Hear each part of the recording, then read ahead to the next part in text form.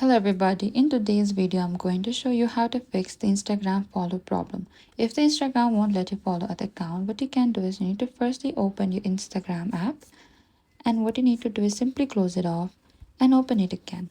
Or next you can also go to your notifications icon and you can try switching between Wi-Fi and mobile data, and then open Instagram and try following the accounts again.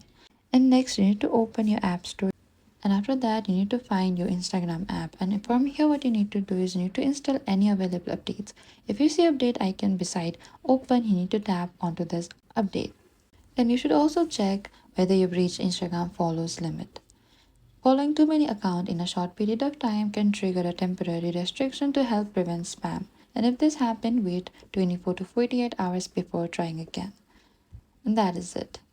That is how you can fix the Instagram follow problem. Thank you for watching this video. I hope this video was helpful.